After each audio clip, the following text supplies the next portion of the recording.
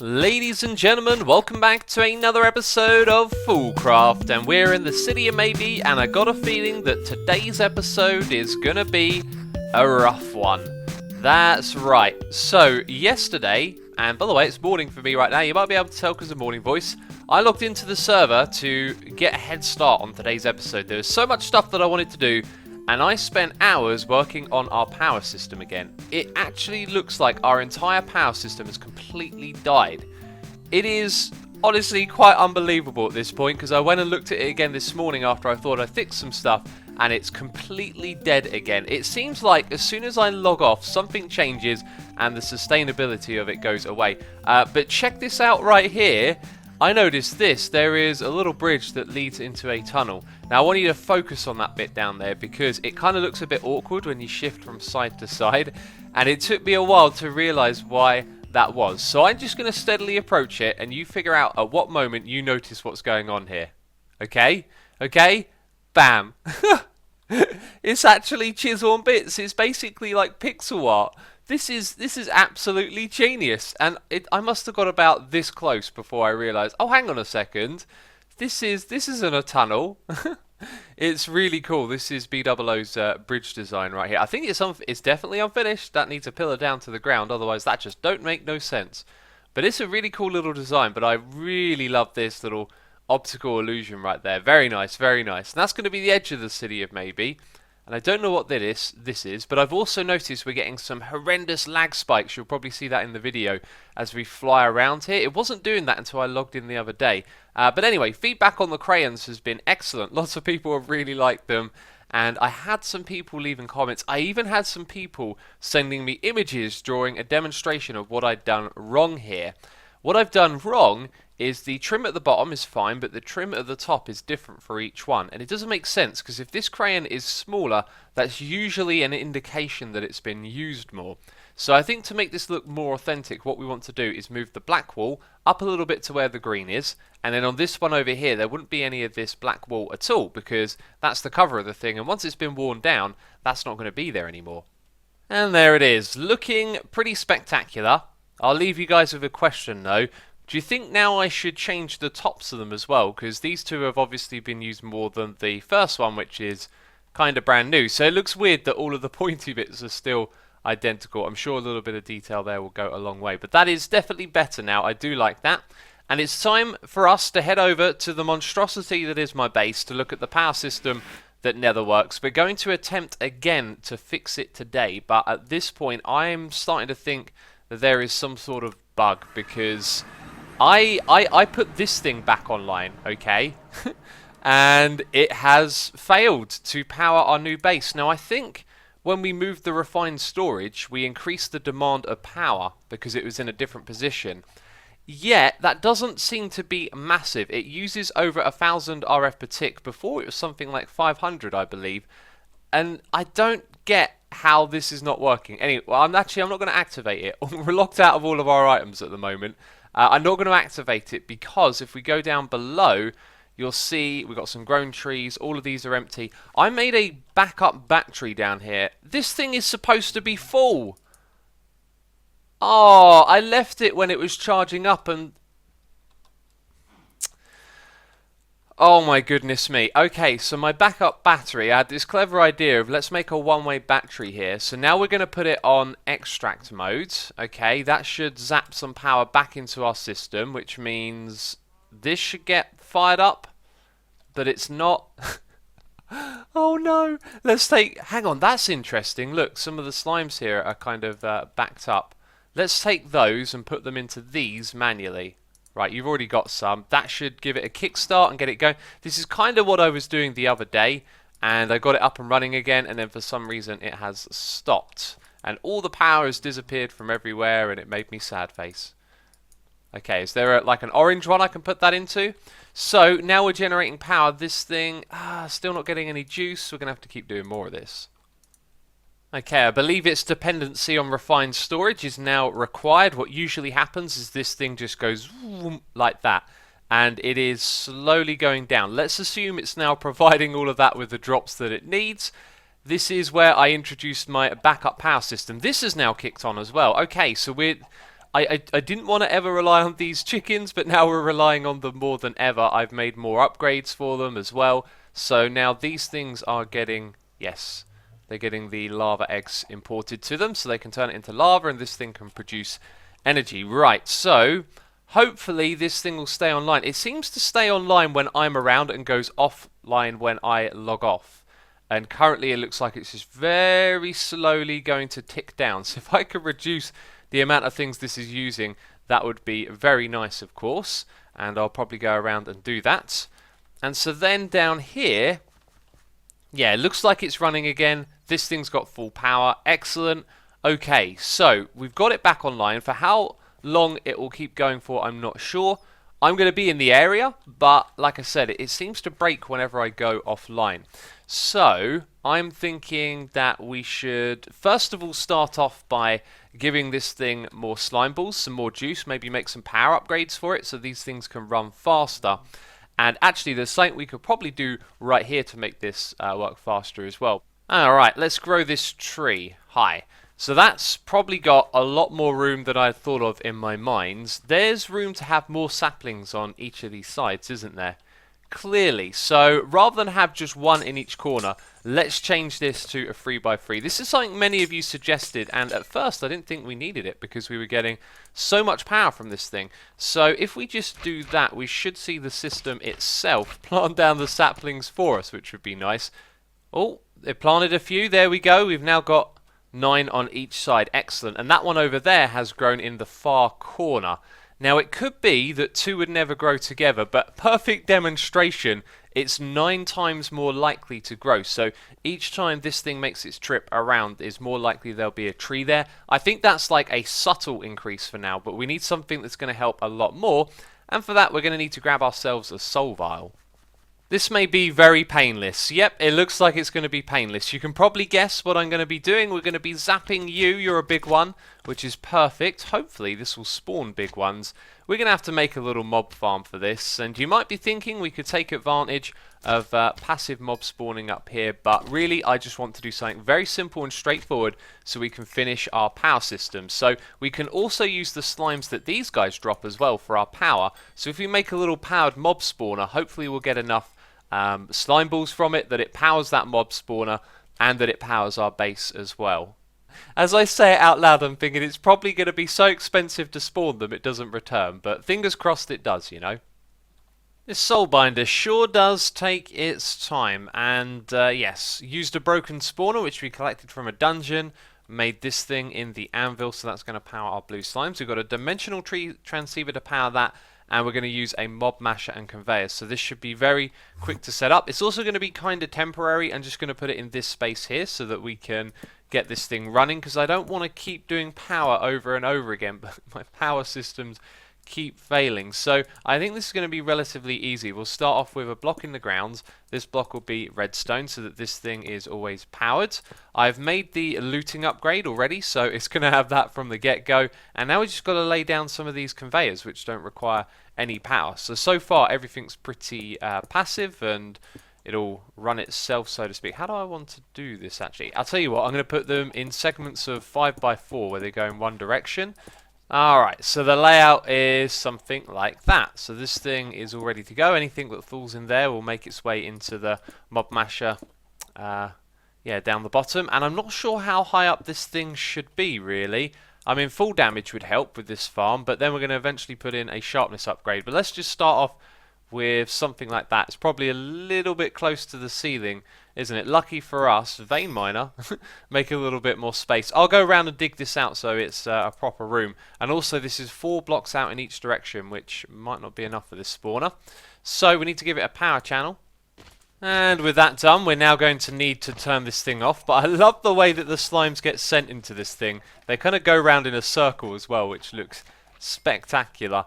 Here's what we're going to do. We're actually going to move this, oh jeez, right in my face, because we need a vacuum chest to pick up the items. I forgot this is also going to provide loot bags as well, which is really cool. If you guys have been watching Rendog, we're actually following quite a similar path to him. Now he was using the slimes for loot bags and for power as well. So that's going to, yes, that's going to receive the items, and then with this thing directly above it, it will...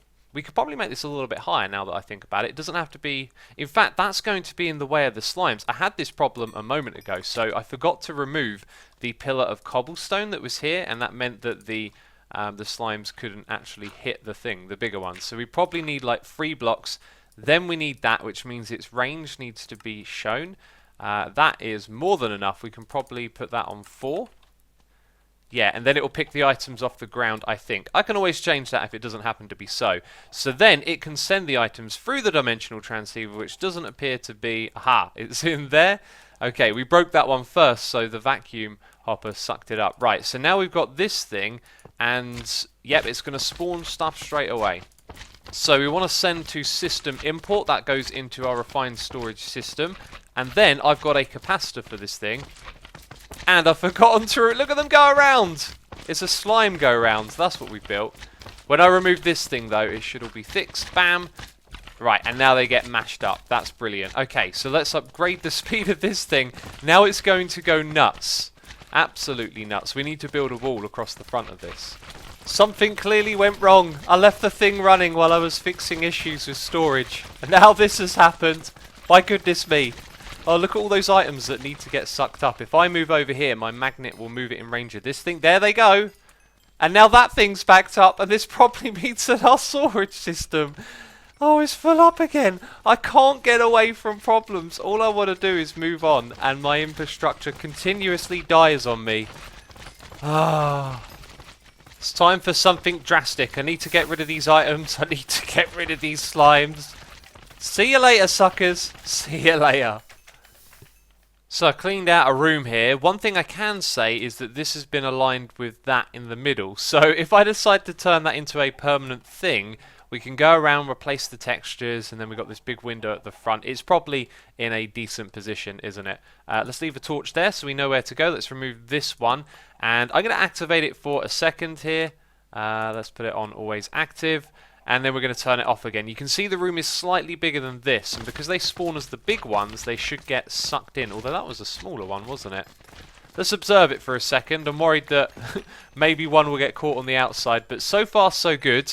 And then our storage system has apparently filled up again. Right, so what we need to do is set up our power system to start using these slime balls. Let's see how that thing's doing. Oh, okay, it's doing okay. And then we can move on to some more infrastructure for storage because we need to automatically void some items. What happened over here? That's interesting. I'm sure that'll get chopped down eventually. So, it looks like we've been in the positive for a long time. Now we need to feed this thing more juice. You can see it's got its milk, but the occasional ones don't have enough slime balls. So we're not producing enough for all of the generators to come online. We're about to change that, I tell you. We are about to change that. I think all we need to do is configure our send channel to now have extra items. So we've got to find the one that's doing slimes. Aha, it's the first one I look at. Okay, so we add that onto there, and then I believe there is no other configuration required for that system down there to support that. If we go over here and look into our very full storage system, we've amassed 1,000 of those. So that's going to now give it a ton of juice. Let's see what's going on. I just realised something. It's not going to activate straight away because all of these ones are going to have, yeah, a few of those, one of them, etc., etc. But it is receiving the slime balls. Excellent. So something here. Ah, look at that. Now these ones are just going to run around the clock now, and I'm going to chuck some of those in there for them, which is really good. So we should see our power start to go up a little bit faster. It's just ticked under at the moment though. So here's what I think we should do now. We're behind a set of slimy generators, and we're going to click on that thing, go to the extract channel, and I think what we'll do here is add in a filter so we only take out these slime balls. Now that means it'll store a couple of other ones in the dimensional transceiver. That is not a problem. But my thinking here is that a lot of them aren't running because they get like 1 or 2 at a time. And if we just supplied these ones to this one as a priority, then perhaps it would be a little bit more efficient overall, because this thing is going to be able to provide tons of them now, and we should have all of those running around the clock. Now it's on round robin distribution, so I believe it's only pulling in one item at a time. Maybe we should actually pull in stacks like that, and then all of these can fire up, or maybe not, I don't know. So I was hoping to log on today with our power situation solved and dive straight into this project, something I tried to do on Hermit Pack, and I talked to Iskal about it and he figured out a way to do it, which is really cool. And in trying to recreate what he did, I think I found another way of doing the same thing. So here's the dealio. I kind of want to measure where all of the power in our base goes to, and I want to be able to walk down here to the basement where all the power stuff is happening and have a little room full of displays where we can see where the power is going. And in trying to do that, I may have found another way of doing so. So we have an energy conduit. We're going to set this one to insert only. It is attached to our main capacitor bank over here. This is where we store our ridiculous amount of power, and so that will send energy round into this conduit when it's full, I think. Maybe I should put this here on extract mode as well, actually, so there's less back and forth. Yeah, that makes a lot of sense. So power can only go in one direction over here, and it makes its way into this capacitor bank. Now I'm going to remove the dimensional transceiver on top of it for a second, and we're going to throw that there. That thing... No, I got it in my inventory, never mind. And then we'll put it back on top. So with the Yeta wrench we can make a display out of this, which is something that I haven't considered. The output is because of this right here, draining some power. The input should now be... Okay, yeah, so we've got like a stable 1010 because of this thing sucking up power. Now one of those numbers, I think it might actually be output, is going to change based on how much power this thing is now drawing out. So if we run everything off of independent channels, then that display would reflect how much it's using. So if we type in refined storage here, oops, and set that to private, add the channel and put it on send, nothing changes yet because we haven't hooked it up yet. But our refined storage up here, it's technically hooked up to a few other machines as well, so that would have to change. We would have a channel for machines. But if we change this one to receive power rather than slime power, we're going to put it on refined storage, then we should be able to see that power drain down below. So this thing should still be absolutely fine. It doesn't use over 2000, which I think is the maximum these capacitors can do at the moment. Aha! Look at that. Now it's not quite what I was expecting to see. The input and the output are the same number. That actually makes a lot of sense because it's coming in and then it's going out. So this makes sense of why Iskal did this slightly different. So we have our screen here. I've also used this thing to scan for it and connect it. And then we've got this thing, what's it called again? Energy Plus module. Now we have to right click on this thing down here to hook it up, which I've already done, and then we plop it into the screen and it displays some information. Problem is it's not actually displaying the information that I want it to. If we change this thing to percent, we get 71. Don't know quite what that means. If we put it to RF, we get this number, which at first I thought it might be those two added together, but that would be 2,800. So I'm really not sure what that number is because it's draining less than that. And when we set this to something different, which is RF per tick, it just goes to 0. So it's not working quite how I thought it would. But this is actually slightly different, I believe, from what Iskal had shown. And look at the color of the screen there. And then look at how it changes when you go above it. That is quite odd. Yeah, I think what Iskal did is something slightly different. So I'm basically going to have to confer with him. Otherwise, we're going to be stuck with something that's inaccurate. Or we can have this, which is not a bad fallback, to be fair. So Iskal told me that you could hook up the energy module that we had in one of these screens directly to the dimensional transceiver. That didn't seem to work either. I've got a feeling that there's a step I'm missing here or something. But I've decided, actually, you know what, having this screen right here is pretty cool. I like that, and that's what we're going to stick with. If some of you are going to suggest that we make it a one screen, I think we did this already though, it goes to that and it's just 0, so that kind of sucks. But we can see the amount that's being used. That's what our refined storage system is using at the moment. This over here is for the quarry, and if you're wondering why there's a screen here and a sign there, it's because I wanted to design the look of this room, but I feel very much drained today of inspiration, and so the looks and the layout of this room I think is going to take some time. We want to do something that looks really interesting, and I think that'll involve having these in like a U shape around something in the center, which I believe could be this quarry. Now it uses this sort of green color, and we've got a little bit of that thanks to some of the other things in these rooms, so I feel like we could pop something quite luminous in the middle. Even this room has something luminous. It's got the slime on the floor and the diamond blocks, so it's probably going to be quite fitting. And then the quarry could be a centerpiece. Now the way it's hooked up this time, we have a dimensional transceiver here. It's sending items because they'll go into it, and it's receiving power on the quarry channel, which is what I've hooked up here. And what I've gone and done is set the maximum output to 40, which means we can control the amount of power the quarry is going to use and run at. So if I do that, it saps through all that juice, and then however much power it needs for a cycle, it's getting actually 20 RF per tick at the moment, because this dimensional transceiver uses 10 and that one uses 10 as well. And yeah, that's kind of what's going on with that. I'm going to turn it off for now though. And the reason there's still cobblestone in there is because we're actually, again, running out of space inside of this system. So what we need to do is start voiding some of the junk that comes into this place. Stone swords, axes. I've actually set up a voiding system for this, all of this stuff over there, but it constantly disables itself, which is infuriating because I have to run back and forth. Like, if I want to craft something and put it in here, I'm forever trying to fix this overflowing storage. So there's just tons of stuff here that needs to be on a filter to get voided, and the best way to do that probably is these exporters are going to do the trick. 9 items each, which is cool. And then I started to think about how we're going to export like these things when we've got too many of them. You know, using a detector onto an exporter and a trash can, that's like one setup per each item. And I was thinking, there's no way we can do that. And then I remembered, thank goodness, we need to use storage drawers, okay? Storage drawers are going to store these, but they're also going to void them automatically if there's too many of them. So that's how we're going to make our storage system a lot better. It means we get to zap some of these items we have in large quantities out of that giant chest and store it down here. So this area is looking really tidy. I like how it's come along. This is chisel and bits up the top here. It's level with this so that we can run cables in that space. And another thing I like about that is there's this sort of trim of bright color on the edge, and it actually just takes that away, as you can see. So I think that lines up very nicely. And this room isn't quite as big as I thought it was. You can see we're already coming over to the edge of the room over here, which is kind of crazy. There's a little bit of room for leeway, but this isn't going to be as big as I thought. So we've made the important changes over here, and it kind of looks like there's light at the end of the tunnel, you know what I mean?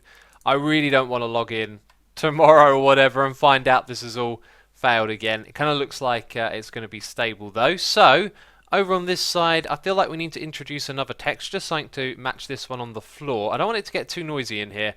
Tried that one out, tried this one out, who knows. This, by the way, is yet to be hooked into the system. I just noticed what the time is though, so I'm not going to get everything finished in one day. And down below here we have our storage controllers, which I'm yet to hook up. We want to export everything out into these controllers first of all, before we do that. So I'm going to go through the materials one by one. We've done bones, we're doing gunpowder, and when they're both exported we can actually put them back into the system. As for this stuff over here, haven't got around to it yet. None of these have been set up, but I disabled the ones back over at the other site. So that's a thing, I guess. And we've gone back down here. Let's go back up to the top. That is going to be it from me this episode. I really do hope you have enjoyed it. It's been a bit of a painful one for me. Oh, modded Minecraft, always running into problems, right? But if you did enjoy this video, leave a like, and if you want to leave me some feedback, leave a comment down below as always. Thank you for your support. I will see you in the next episode of FoolCraft. Ciao for now. Bye-bye.